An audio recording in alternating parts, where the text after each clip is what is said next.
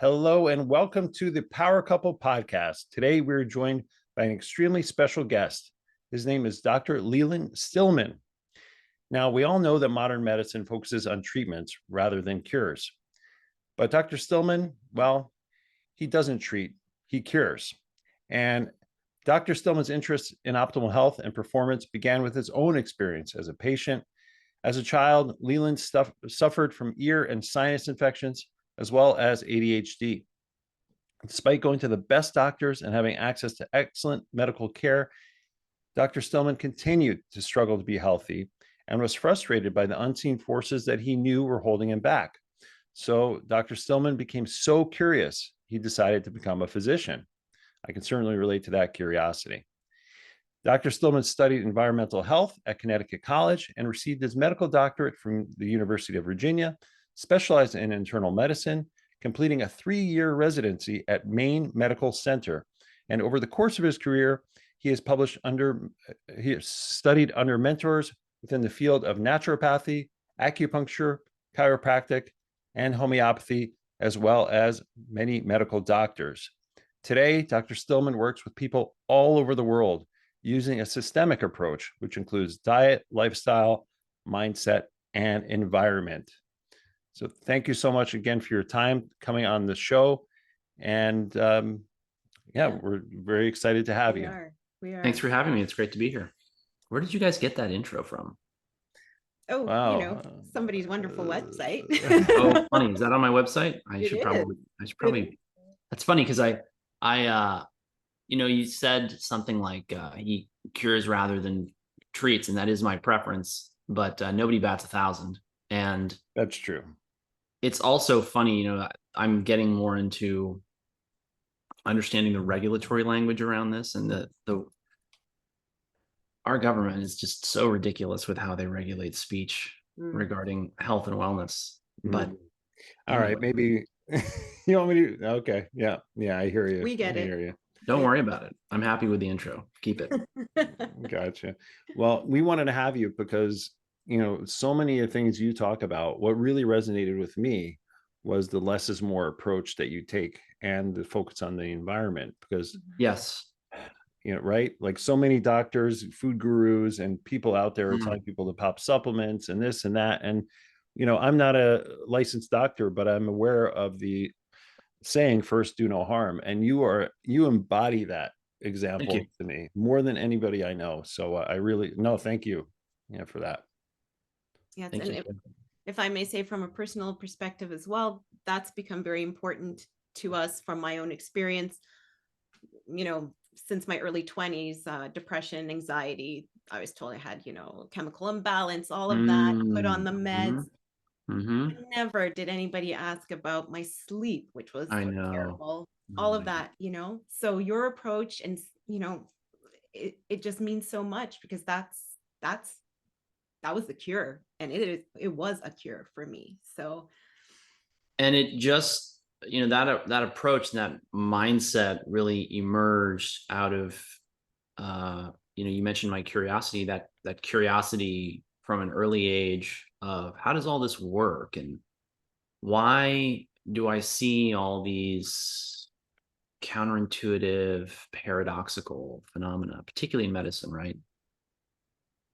And I think most people stop looking for causes after they've sort of dipped their toes into 2 or 3 things. They say, oh, it's light. Oh, it's diet. Oh, it's this, it's that. And then I think they tend to kind of silo in on a specific archetype of patient who may do really well with their therapy. But then because of the way they actually set up their practices, they don't get feedback on what's not working. And it's the people who I didn't help meaningfully who I would say push me the most to find new answers and new solutions. And it's very challenging to, you guys know this, just the EMF piece, just the electromagnetic, circadian, light, energy piece is huge. It's easy to get caught too in these rabbit holes. So that's the other thing you'll see. People will have a 2 or 3 sort of point or pronged approach. Maybe they'll dress it up as 4 or 5 pillars, whatever. There's nothing wrong with that, but usually they don't ever go deeper than that. To be fair to them, most patients are not looking to go deep, but that's also why most patients are getting mediocre results that are fleeting and ephemeral. They fade away. And the key is really looking at all of the different factors. But that's the other thing people will do is they will get stuck in the rabbit hole and they will never come out. And all they will talk about is EMF, or all they will talk about is protein or keto or whatever. And there's nothing wrong with that. There's a place for that, because those people tend to be the most polarizing, and they force people to think, and they really knock people out of their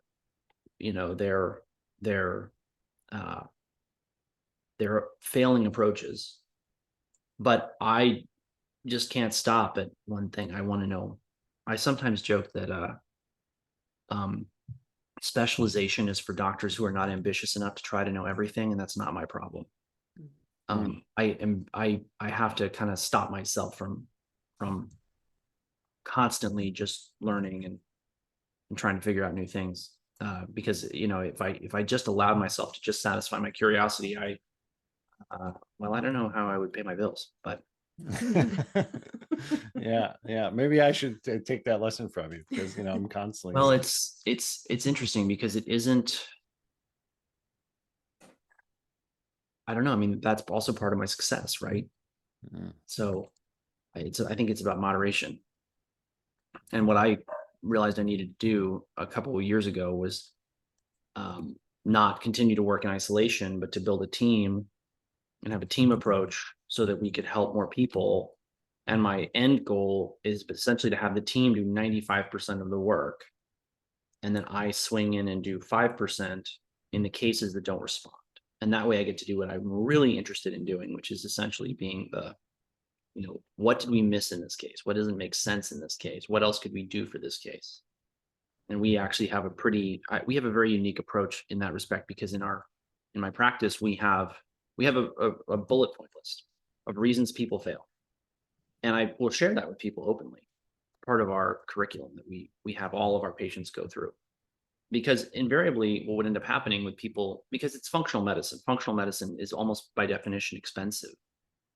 Average functional medicine doctor pay is something like $300 to $800 an hour. And that's what they're getting paid. That's not what the patient is paying. So I just got an email newsletter from a colleague of mine who will remain nameless. And his consults start at $1,200. And most people are aware of how exorbitantly expensive this is becoming. But many of them don't realize why. I mean, it's because there's such a constrained market, and then people realize it's incredibly important and it's very powerful, and we can deliver these invaluable, priceless results. But that's also put it beyond the reach of most people and made it unsustainable. And then I would find that with these people who were spending a lot of money, when they didn't get the results they wanted, they were unhappy. So now I just have the conversation with them up front. Here's why you could fail. Are you prepared to negotiate on each of these points? Because one of the biggest mistakes patients make is not understanding that if they're not willing to put in the work and do what's necessary, their goal may not be achievable. They may have unrealistic expectations. And your focus, correct me if I'm wrong, is largely EMF and light. And that's probably the biggest area of life where people have grossly unrealistic expectations. I think I can irradiate my brain with an endless variety of frequencies at different pulses, et cetera, and high intensities around the clock and have great sleep. Right. Buy term life insurance. That is a unrealistic expectation. And it's funny too, because I just had a podcast where a guy said to me, he said, "Don't you think these EMFs are a necessary evil?" And I said, "Necessary for what? What are they necessary for?" They're destroying people's relationships because they're taking them away from one another. They're physically harming their bodies. The EMF literature is very clear on that. The idiots in charge and the Luddites who are in charge of conventional medicine are just the slow learners. They're way behind the 8 ball on this. And they're almost, when you really read the EMF literature, it's almost like they're flat earthers, but that's another story. Yeah. And so people need to realize this is a very important thing. And it's one of our big points of failure, because if people won't negotiate on it, they often don't get the results that they want. Oh, I was just going to say that's a great point, because again, just to relate it back to what I went through, and why I mentioned this is because this is kind of what got us on our journey. I hit a wall of burnout 8 years ago on our honeymoon of all times. Yeah. But you know, it's those moments in life that change things for you. But I always put it back to as well that the mindset piece was huge to overcome, because you know, one of the things that I took away from it most was that I will now always be open to all kinds of new concepts or whatever, because who am I to say that, oh, that's just silly, that's ridiculous, I know. you know? And if I had that attitude, I wouldn't be here today, because I would have excluded everything. I would have just stuck with the, you know, allopathic medicine, you know, zombied out on meds, right? I mean, so I agree 100% that, and your approach is fantastic in that upfront, people have to be hit with that, to say, this isn't your quick magic pill that you're looking for. You're in for a lot of work, but it's correct. And it's also a negotiation between, this is what I want, Dr. Stillman, and I'm the one that has to say, okay, this is what it's going to take to get there based on my experience taking care of people like you. Are you willing to make those sacrifices? I mean, a lot of people don't realize that they're asking for the equivalent of an outcome that's as likely or as probable as, say, becoming a gold medal Olympic athlete. And they think, oh, well, I think I can do this with my next supplement protocol or my next coffee enema. It will take more coordination and coherent approach than that, and more work. But once people start to do it, this is one of the things that has to be said about the EMF problem, is that once you do the work, you don't have to do it every day. You don't have to wake up and mitigate your house and measure everything and meter everything and hardwire everything again. You do it once, and then it's like money sitting in an asset. It starts to compound.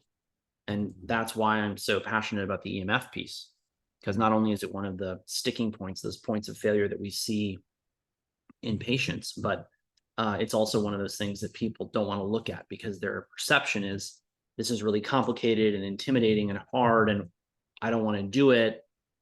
Can't I take a this or do a that and, you know, get around this problem? And, you know, increasingly the answer is no, because of the incredible density of these energies in the environment. And also do you guys do a lot of home inspections or counsel people on through home inspections? Yeah, we counsel people online mainly. Yeah. Yeah, because I've been struck by how, I mean, people just, until they meter, they have no earthly idea. I'll never forget this. I had a printer once, and it was this big boxy thing, and it had an airplane mode.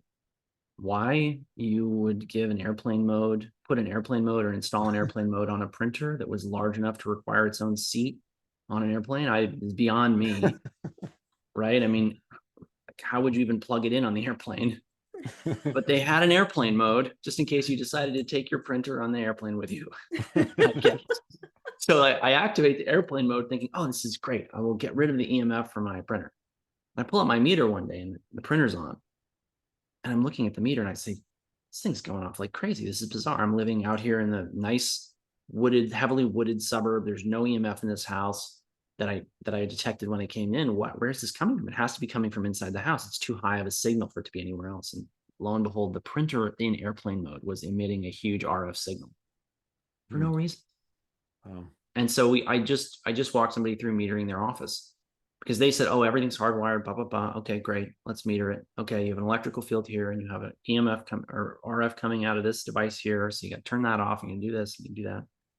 And, but like I said, once you do it, it's done. And then you don't have to worry about it anymore. I mean, you don't have to worry about it anymore. You might check it quarterly to make sure that nothing has changed. Or if you introduce a new piece of equipment, like a printer, you can make sure that it's not a bad actor. And then if it is, you can just unplug it when you're not using it. Yeah. And, you know, I'm so happy you brought up the printer, because this is, you know, the EMF part is underrated for the same reason it's harmful, because it's low level and we deal with it every day. Who cares? But that's why, because there's, if other than Russian research, there's not many studies showing persistent, what the effects are of persistent chronic stress over 30 years. Yes. Low level effects, even from our power outlets, are very damaging to us. And that's why it's, chronic stress, I'm sure things like chronic fatigue are probably one of the top on your list of complaints you get from people, right? Correct me if I'm wrong, but there's these chronic conditions that we deal with, and that's, addressing the chronic problem is where we have to start, I think. Fatigue is the number one complaint that we see. But I think that's because, all disease comes back to metabolism. A metabolically healthy organism does not have disease because the body can generate the energy necessary in order to overcome whatever the illness is. And people who say, oh, well, what about autoimmunity or allergies? Well, if you look at those people's metabolism, it's slightly deranged. And then it will cascade over into their immune system, creating problems in signaling. And I mean, you look at how EMF affect life, it's this chronic, insidious stress. And that's why it's so dangerous. People have a tendency to only insulate themselves from risks that are, I call it the smoking gun problem. People are they understand a smoking gun. They understand a loud noise and then an explosion or an impact of a bullet in a body, building, whatever. They readily understand that, because ultimately we're wired to survive in a world where there's lions and tigers and bears and snakes and alligators, here in Florida anyway. And so your brain is thinking about those acute problems, and it's not wired to think about, oh, is this new technology that I've created going to undermine my fundamental physiology in a way that is insidious enough that I can't connect cause and effect. But that's also part of the power of mitigating these things, because you'll get people to do it, and they'll do it, and 2, 3, 4 months later, the changes are profound. Frequently they're profound immediately, which is why I think it's very much, all these things follow the same cycle. Smoking, DDT, C8, DuPont made that in West Virginia. The movie Dark Waters is about that. Hexavalent chromium, Aaron Brockovich. Something is created, it's amazing, it has a huge, powerful benefit of some kind. Its use becomes widespread. You get the initial early indicators, the people who get really sick because they're working with it, the people who get sick because they use a lot of it. And those are the canaries in the coal mine. And then gradually the bodies start to stack up as the use gets more and more common. But I sort of grimly joke that the epidemiologists figure out what's bad for people when the bodies are stacked so high and so deep that nobody can pretend they're not there anymore, which is sad. It's just a comment on human nature that people don't want to reason and listen and learn, and they're not open-minded. Yeah.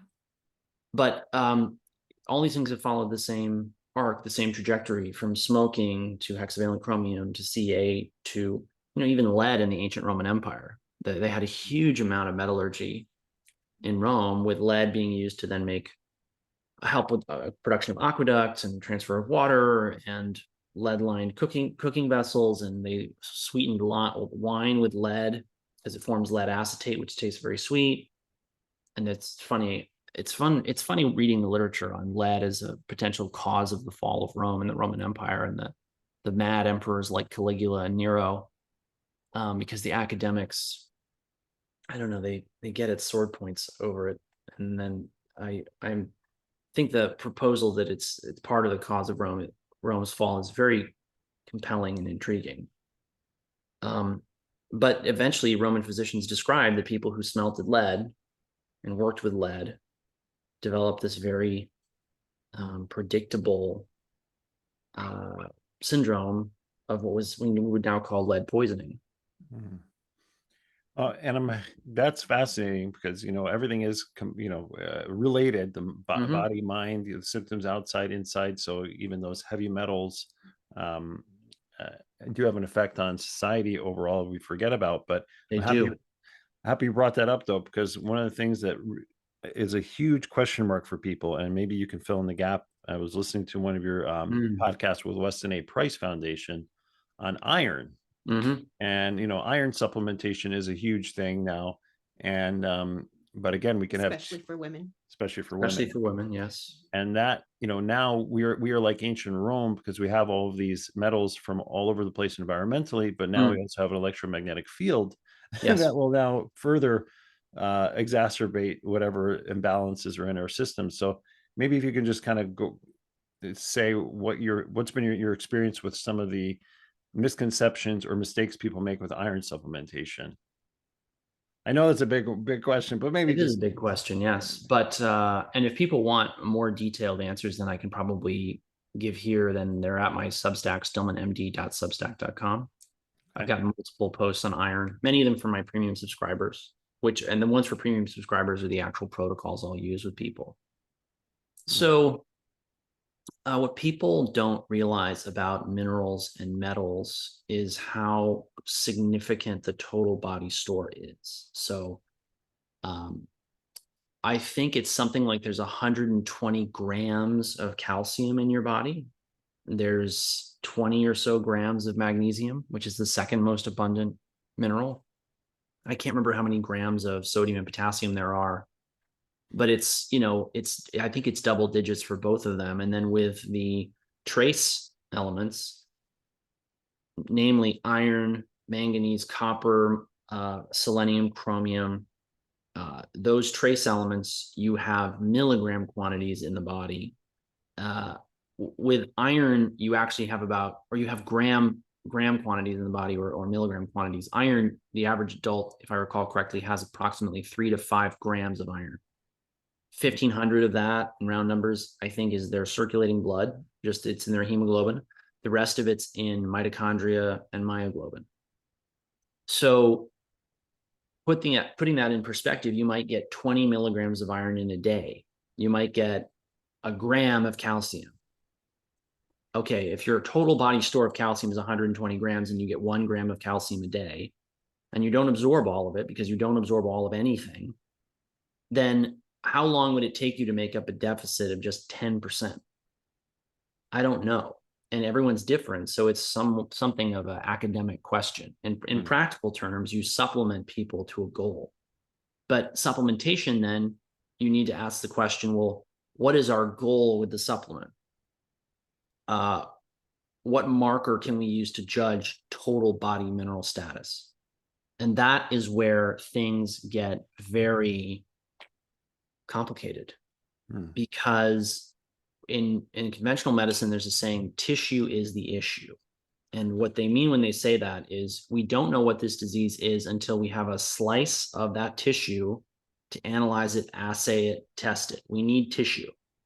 They'll do that with cancer. They'll do that with an autoimmune disease. And that's where you get into liver and kidney biopsies or lung biopsies or brain biopsies. Now, they're not looking for metals and minerals because this connection is lost on them. And also because, to be fair to them, it's the way metals and minerals are used in tissue is not straightforward. As in, there's bound minerals and there's unbound minerals.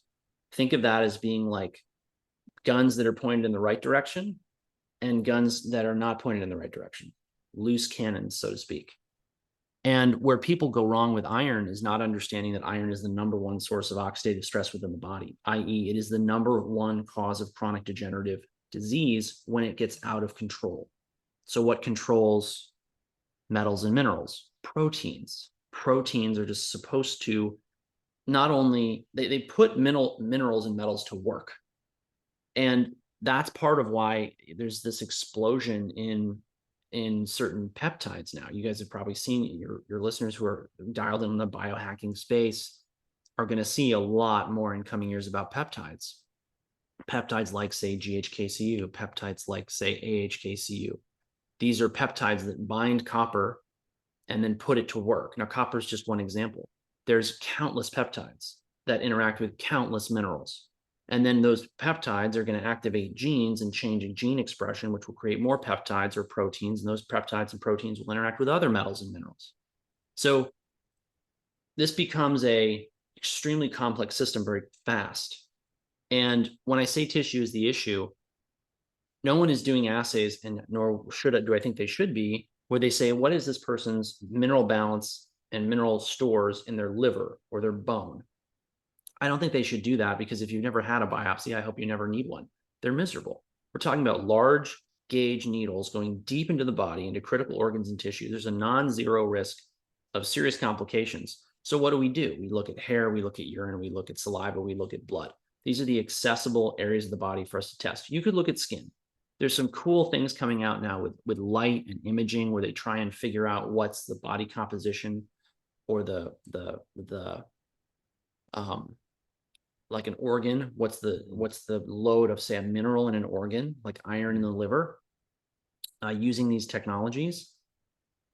I'm going to put my tinfoil hat on for a minute. I wonder if those technologies will be suppressed because they will be so damning of the current scientific paradigm, because we've been fortifying our food with iron for years, which, as far as I'm concerned, is a low-grade act of war on people who have iron overload genes like me. I have one of 2 iron overload genes. The Scandinavian countries stopped doing this because they realized it was dangerous. Well, the Scandinavian countries, there's a heavy prevalence of people from Northern Europe with these genetics in the United States. Those people are being harmed by this actively. So, and this is where it gets into where the conventional docs are completely lost. They don't understand that you don't have to have florid, overwhelming, catastrophic levels of, say, iron in order for it to be killing you. It's very clear in the literature that the more iron the body accumulates over the state of sufficiency, the more likely you are to develop chronic degenerative illness, because the body has more and more iron that it has to bind up with proteins. And as it needs to build more protein in order to do it, it may strain its capacity. And that's when you get into full-blown hemochromatosis. And that's why the early literature we have on this is that people who donate blood live longer. Fewer cancers, they have less risk of heart disease. Of course, the idiots in charge will fund all kinds of stupid research that has no practical application. But God forbid that they do big enough trials for us to be confident of how big this effect size is. The studies on this are small. The studies on this are of short duration. The studies of this are not powered the way they should be. But that's just because the agenda in academia and in scientific research is not to serve the patient and get them well. It is to create as much profit as possible for the medical industrial complex. So iron becomes this huge liability as it accumulates in the body. The same could be said for any other mineral, right? Because when any mineral is unbound to proteins, it can create more free radicals. Is there a role or place for free unbound minerals? I think the answer must be yes, but they have to be tightly controlled. Otherwise, you will develop a lot of oxidative stress and a lot of problems. And that's where I got into, I do less blood testing of minerals and metals now than ever before, largely because the hair I have found to be a more interesting test, which is why we have a hair tissue mineral analysis course that people can take, where we'll go over how to interpret these tests and what they mean, and we'll go over how to use supplements in order to balance them. And that was one of the breakthroughs in my practice in the last couple of years, having studied with many different mentors from many different traditions and philosophies, whatever you want to call it. I found that the most powerful thing I could do for people was balancing their minerals. It may be that that's partly because the EMF we're exposed to is creating a lot of stress on the mineral system. There's not a lot of literature on that. Very few people are engaged in studying the effects of environmental stress on metals and minerals within the body. But anecdotally, I will tell you that it's life-changing to balance these systems. And you have to focus not on just repletion of deficiencies. That's the wrong question. You have to focus on balance of nutrients. Because when someone's got a deficiency, the real question is not so much how do we fix it, it's why did this occur in the first place? what foods were deficient in the diet, what stress in life was in excess that created the demand for this nutrient. Because that's the other thing, is you'll just see huge differences in the demands people have for minerals and vitamins. The people who come to me who are running their own businesses, who are working 60, 80-hour weeks, they have very different nutritional needs than the people who are retired and working 20 hours a week. They're, they own their business, but they don't work in it anymore. It's a huge difference. And that comes out in their labs, because you'll replete someone's magnesium who is retired in 3 to 6 months, and your hard charging CEO who doesn't want to quit, doesn't want to scale back work, can't because of what contracts and obligations he's in, you'll get nowhere. He'll just tread water, and you'll be using the same protocol. So. Well, thank you so much for that explanation, because it really shows that the problem is complex, but also shows your understanding too of how the whole system works with proteins. And that kind of brings it back, for me at least, to light, because the opsins in our eye, which are these G-coupled protein receptors, they accept information from our environment, and then they turn it into signal that our bodies can use, right? So that's going to affect anything, with minerals, and they're embedded in a network of proteins that are bound together by minerals, because copper is bound together in a way. Copper is what catalyzes the cross-linking of collagen fibrils, right? And then within the neurons that conduct those signals, the thing that creates the signal, creates the current, is minerals, and minerals moving in and out of the cell. So it all comes together. Yeah. And that was what, it's kind of, it's sad in a way, because when reading Robert O. Becker's book on Body Electric, and how he studied copper and how it was related to osteoarthritis, he believed. Yes. Osteoporosis as well. Osteoporosis. I haven't been able to find any studies since 1985, or since he published that book, that really, and not even he really studied it extensively. But I know people like Jack Cruz, who recently interviewed, he would say that it's because, he tied it to a lot of astronauts getting arthritis, because the magnetic field is different. So I don't know if you're aware of any studies on copper, but what you just said about copper and our nervous system, I believe that's what you said. That's it's fascinating, because it's one of these minerals that we often just think, oh, more is better. But also, your other podcast on how you showed that trees that are even organic stuff that we think is great, well, but guess what? That's sprayed with copper, and we have that in excess. That's a neurotoxin. So that's why I love your approach, because you raise these issues holistically, right?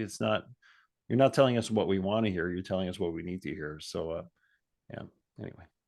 Well, I try to keep it focused on how is it going to change what we're going to do in life, whether you're talking about a supplement protocol or a biohack or EMF mitigation.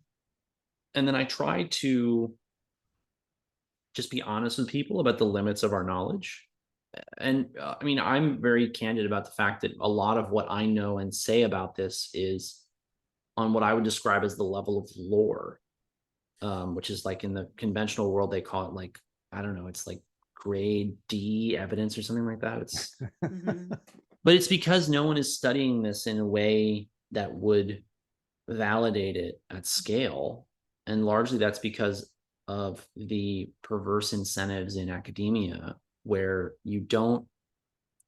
it's essentially a competition to publish. They'll say publish or perish in academia. You have to either, and I was in academia for a long time. I badly wanted to stay in academia because I like thinking, and I like asking these big questions, and I did not want to be a business owner. I did not want to have to worry about building a team. I just wanted to be able to show up and take care of patients, but they made it impossible to take good care of people in the system, which is why it's truly imploding right now. And they created a scientific edifice or institution that was just all about well, how many papers can you publish and where can they get cited and what's the impact factor, rather than how is your research actually leading to better quality of life, lower cost of care, lower cost of healthcare. They don't care about that. It's not on the agenda. In fact, it's actively, their whole, the politics behind this are make the people as stupid, dependent, and sick as possible, because then we can do whatever we want to them. And they will just be perpetual debt slaves to our system, right? They would never do that. Come on. It's just so obvious now, right? Yeah. It's like here in America, the American dream has become so far out of the reach of the average person, with the way that they've created a commoditized, anyway, we don't need to talk about the real estate market and housing markets and stuff like that. It's way off topic, but it is linked. And I think part of it is linked because people sense this kind of civilizational decline. People are dumber. People are not as well informed. People are less thoughtful. People are less polite. People are literally going crazy. Some of the things I've seen happen in the last 3 or 4 years, if you told me this was going to happen when I was 20, I would have said, you are truly out to lunch. There's no way that could happen. But lo and behold, it's happened. Do I think it's a coincidence that they rolled out 5G right around the time that things went really sideways? No, for the record, do not. And it's increasingly clear to me that when you live according to these basic fundamental precepts of, I would say, natural law, you might call it natural medicine, people are smarter, they're more efficient, they're more healthy, they're more robust, they're more resilient. And if you say stupid things like the sky is orange, they will look at you like you're crazy. Whereas, we have people running around saying things that are certainly as ridiculous as that, if not more. And people are taking them seriously. And it's been very sobering to have more than one patient come to me and say, your protocols and what you recommended me to do has changed my perspective on life. I've, gone from just wanting to live for myself and be very hedonistic to now I want to have a family. I want to have a husband. I want to have children. I want to have a wholesome life. It's very interesting. And I was just reading some work on parasites where they're writing and talking about how parasite infection can radically alter behavior in animals and in humans. And it's true. And it begs the question, to what degree could parasites essentially alter the behavior of a whole country, group of people, faction? Very interesting stuff. And it plays out in clinical practice in the real world with real people all the time. Well, yeah. And again, that brings it back to the EMF part because, I haven't studied it myself, but I know Klinghardt, right? Dr. Klinghardt, Yes. he's done work on parasites, linking to the Swiss guy, showing how those fields exacerbated. But Yes. Dr. Stillman, if you can just tell us, is there any what's the main thing that you think people can do if you were to advise somebody today? What's one thing they can do to, I know it depends on the person, but to kind of, and we're not talking about one thing the whole time, but I yeah. guess a take Every day people need to spend time working towards independence and resiliency because the systems that prop up modern civilization are collapsing. Quite literally, there was a huge bridge collapse in the port of Baltimore yesterday where a container ship rammed straight into a pylon supporting this bridge. That bridge has effectively cut off all of Baltimore Harbor. And, why? I won't speculate. I'm not in a position to, but I've never heard of a container ship hitting a bridge in my life. And there's how many thousands or tens of thousands, and that's not even to mention the Houthis lobbing drone missiles and explosives at shipping in the Red Sea, which has caused massive shipping changes because people are now rerouting around the whole of Africa. So these black swan events, if you look at if people want to learn more about this, the best book on it is called Collapse by Jared Diamond. People tend, and civilizations tend to reach their carrying capacity in an environment or an ecosystem, and they're not smart enough, generally speaking, to understand the ecosystem dynamics that would allow them to support more people. And they act in a very selfish, stupid way. God love us, but we really are very dumb in a lot of ways. I sometimes joke that we're smart enough to totally dominate planet Earth, but we're not smart enough to rule it gracefully. And if you look at, for example, the fisheries collapse in the Northeast of the United States in the 1980s and 90s, the fishermen completely outfished the fish. There were no fish left. There were Russian Soviet trawlers that, in sort of a soft act of war, came to American waters, and they just gobbled up huge quantities of fish. We can totally deplete our environment of resources.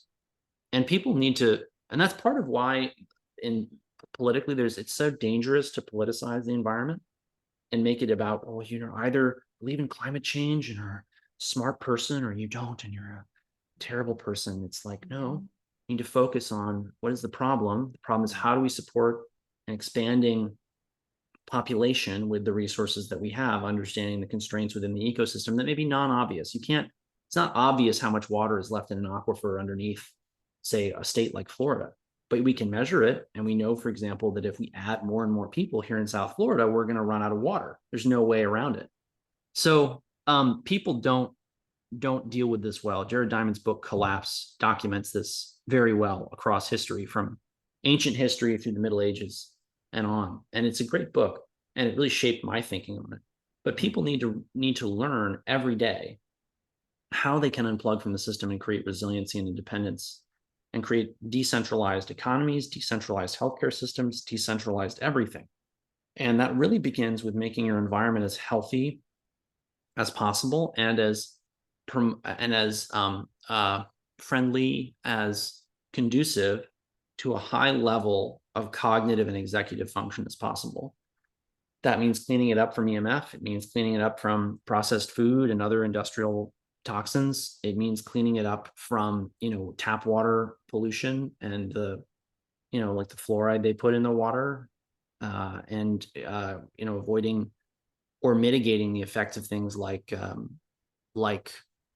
iron additives in bread or glyphosate in wheat.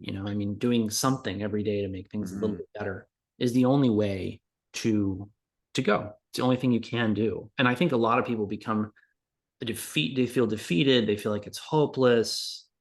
They're struggling to see light at the end of the tunnel. But, Jim's our health coach at my medical practice. He also works the coaching business too. So he's coached at both places. But he said what distinguishes the truly exceptional performers in sports from the average ones is their ability to still stick to the fundamentals, even when the whole world is going to absolute, is becoming a disaster around them. For them to be able to say, I'm going to keep going. The outcome is not what I'm married to. I'm just focused on the process, and I'm going to do what I know how to do. And I'm going to accept whatever happens, but I'm going to not lose hope. Because I think the hopelessness that's being inculcated in people is part of the plan. The fear mongering, absolutely. Yeah, and that's why I don't know, I got very bored of fear mongering a little while ago because people would use it. I realized they were using it in a very toxic way in the healthcare space to get people coming back for more. They were almost addicting patients to fear. Well, you've got to get the follow-up test because you might die. Well, because instead of just saying, hey, here's your numbers. And I always tell my patients when they ask me, like, what do I do when I go to the doctor and they're talking about my new potential cancer, my new this, my new that, I just say, look, ask them for numbers, ask them for data. Your brain is going to want to naturally shut down and live in that survival mode, right? If you're talking about a life-threatening diagnosis like cancer, but bring a notebook, ask them, doctor, this treatment, this screening therapy, how many lives, or what's the likelihood that I'm going to die if I don't get this test? Most doctors can't actually answer that question for most tests and most interventions. And, vaccines are a good example of this. there's a number, it's the number needed to vaccinate. The number needed to vaccinate is the number of people you have to vaccinate in order to prevent one bad outcome. Now, that bad outcome could be defined as an urgent care visit. It could be defined as an illness. It could be defined as a hospitalization. It could be defined as a death. It could be defined as an ICU admission. They do not calculate the number needed to vaccinate for any vaccine that I am aware of on planet Earth in the history of the world. Do you want to know why? Because the number is so high that if they published it, no one would vaccinate anybody. Yeah. Yeah, it's the devil's in the details, right? It is. And you have to think about it in terms of the numbers, because when you ask people about the numbers and where they get the numbers, then you'll make them. I think there's the 5 most dangerous words in the English language, in my opinion, are how do you know that? Especially when you're talking to an authority figure, because you've just implicitly questioned their competence and their knowledge base, and they'll get very offended. I don't, because I enjoy it. And then I will explain to someone, well, listen, this is what I've read in the literature, and this is what I've seen in my patients, and this is what I've talked to other doctors about. And Einstein said the only source of knowledge is experience. And in life, I really only have those 3 elements of experience. Literature that I've read, that's an experience. Patients I've treated, that's an experience. And other doctors or healthcare providers who I've spoken to, whose experiences I'm accessing through their report, right? And I really believe Einstein was correct. And that's why it's so dangerous for people to farm out their thinking to people who put all their faith in words on a page when there's no real due diligence and no real, I mean, one of the biggest problems in modern science is there's no consequences for being an absolute schmuck. I mean, look at the president of Harvard. She openly plagiarized material. She's the president of Harvard. She's in charge. She's the top of the totem pole. She's the apex of the food chain. And she plagiarized stuff. When I was in college, we had a guy come up again to the judicial board. I was on it the first 2 years of my college experience, and he plagiarized, and we contemplated throwing him out of the college.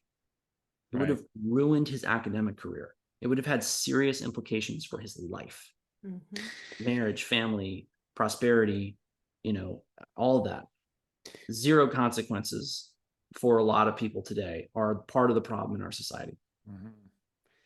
Wow. Well, Dr. Stillman, yeah, it sounds like we should do a part 2 of philosophy of medicine, because there's a lot we can go into, but maybe if you don't mind, if you can tell all the our wonderful listeners where they can find you, and just go from there. Good question. Where are most of your listeners? Well, they're on Substack, most of them. So most of them are very engaged. And but I mean geographically. Oh, geographically, sorry. Yeah. United States. Yeah, and some Canada, and a few in Ukraine, actually, but most in the United States. Interesting. Yeah. That must be an interesting story. Yeah. Well, we're part Ukrainian, so that's probably why. Yeah. Got it. It was one of these universe connections. It was pretty incredible. So. Okay, so my website is stillmanmd.com. That's the website for my medical practice. If people want to become a patient of mine, they have to travel to see me in Florida, or they have to reside in either Florida or New York. We're contemplating opening services. I mean, I technically can take patients in Idaho as well, but we don't have as many staff there, so it's tough to accommodate them. And then I'm also licensed in Virginia, but again, we don't have all the staffing we'd like. We're currently onboarding a nurse that will hopefully give us the opportunity to take care of more people in those states. But so that's if you want to become a patient.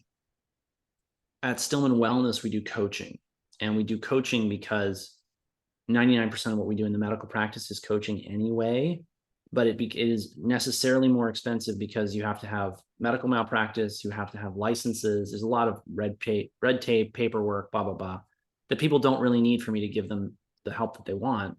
It's not that there's not a lot of value in being in the medical practice. It is the most intensive way we help people. And we get the most profound results there because we're able to do everything from bioidentical hormones to, say antiparasitics and everything. Wow. We do coaching programs, though, where we really teach people how to be as healthy as possible. And those are available to everyone everywhere. And those are at stillmanwellness.com. Stillman Wellness is where the newsletter comes out.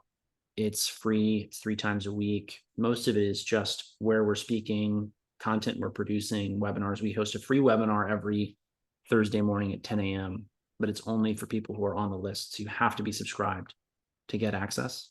And then I have a Substack, stillmanmd.substack.com, where I write about protocols and I write about my observations and findings and things like that. That's more of a personal blog. So we have some great coaching programs. We have two great coaching programs. We have Fundamentals of Wellness, which is myself and Jim Laird. And then we have an HTMA coaching program where we teach people how to analyze hair tissue for minerals and how to tailor supplementation protocols to it. And that's arguably that's my favorite thing that I'm doing right now, because it's the most rewarding to teach people how these things really work and how to get people better using them. Fabulous. Well, thank you so much for your time. And listeners, if you have any questions, you can always reach out to us as well, info@thepowercouple.ca. But thanks again, Dr. Stillman, for everything you're doing, everything you're going to do. So yeah, thank you so much. We really appreciate you coming on the Power Couple podcast. Thank you. Thank you for having me. Thank you.